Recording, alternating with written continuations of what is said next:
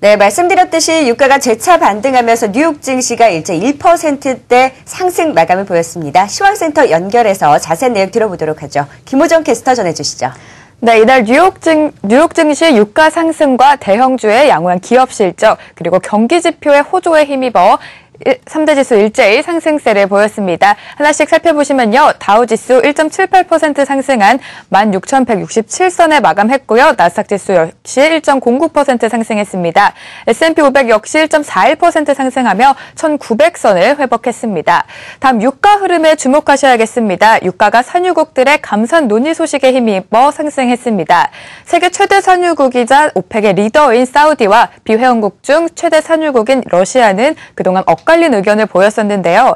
오펙은 러시아와 같은 경제 산유국들의 감산에 나서자고 촉구했지만 러시아 정부는 이를 반대해왔습니다. 하지만 공급 과잉에 대한 우려로 유가의 하락이 계속해서 이어지자 러시아도 원유 산업계 전반이 감산에 나서야 한다며 감산 논의에 대한 긍정적인 의견을 내비쳤습니다. 유가 흐름 살펴보시면요. WTI 3.69% 상승한 31.45에 마감했고요. 브렌트 역시 큰 폭으로 상승했습니다. 4.30% 오른 31.80에 장을 마감했습니다.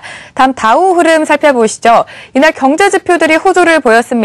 먼저 미국 1월 소비자 기대지수가 98.1을 기록하며 예상을 웃돌았는데요.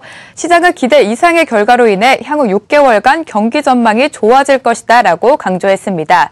또한 미국 20개 도시의 주택가격 추세를 나타내는 S&P 케이스실러 주택가격지수는 지난해 11월 5.8% 올랐는데요. 미국 주택시장의 회복 기대감을 고조시켰습니다. 다우 흐름 살펴보시면요. 이날 다우지수 상승세를 보였습니다. 유가의 반등 그리고 경제지표가 호조를 보이자 상승세를 확대해 나가는 모습 보이면서 심리적 지지선인 16,000선을 회복했습니다.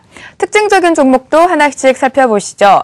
이날 3M과 존슨존슨 등 기대 이상의 실적을 내놓았습니다. 또한 유가의 반등으로 인해 대형 에너지 업종이 일제히 상승했는데요. 살펴보시면요. 3M 5.24% 상승했고요. 존슨앤존슨도 기대 이상의 실적을 보이면서 5% 가까이 상승했습니다. 쉐브론과 엑슨모빌도 유가 반등에 힘입어 4% 가까이 상승하며 장을 마쳤습니다.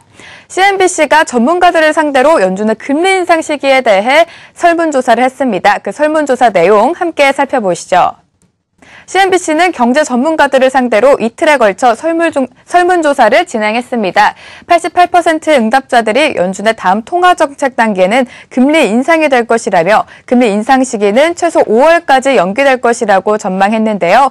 반면 12% 응답자들은 연준의 다음 통화정책은 금리 인하나 다른 양적 완화가 될 것이라고 예상했습니다. 국제유가의 하락과 중국 증시 불황 등 계속해서 시장이 흔들리고 있는 가운데 응답자의 58%가 금융시장 변동성이 앞으로 기준금리 인상 시기를 지연시킬 요인이 될 것이라고 예상했습니다. 그 반면에 40%는 연준이 최근 금융시장 변동성에 반응하지 않을 것이라고 전망하며 상대적인 의견을 내비쳤습니다. 연초부터 금융시장 혼란과 글로벌 경기 둔화에 대한 우려가 계속되자 15% 응답자들은 지난해 12월 연준의 금리 인상이 실수였다라는 의견도 나오고 있습니다. 또한 연초 증시 하락으로 미국 경제가 흔들리고 있다는 의견도 우세한데요. 외신 내용 함께 살펴보겠습니다. 뉴욕 증시의 연초 급락 이후 미국 경제가 침체로 간다는 우려가 커지고 있지만 기업 실적이 좋은 성적을 보이고 또 낮은 실업률, 주택 경기 호황 등을 이유로 침체 가능성을 일축했습니다. 이에 대해 RBC 캐피탈 마켓츠의 조나단 골럽은 전년 대비 기업 실적이 계속 감소하지만 미국 경제는 침체보다 둔화에 더 가깝다며 과거 경기 침체기 기업 실적은 극적으로 감소했지만 최근같이 제로 방향으로 서서히 이동하지는 않았다고 설명했습니다. S&P 500 종목들의 주당 순익 성장 그래프 살펴보시면요. 흰색 구간이 과거 침체 기간을 의미하는데요. 조나단 골럽은 1997년 아시아 외환 위기, 또 1998년 러시아 루브라 위기 때도 실적 둔화였다며 양쪽 모두 큰 침체로 전이되지는 않았다고 덧붙였습니다. 또한 지난해 4분기 S&P 500 지수는 1년 전 대비로 6%가 내렸고 이는 기업 실적이 3분기 연속 전년 대비로 하락한 여파로 풀이됐습니다. 앞으로 남은 기업 실적에 기대해야 한다며 미국 경제가 침체할 것이라고 단정짓기는 이르다고 강조했습니다.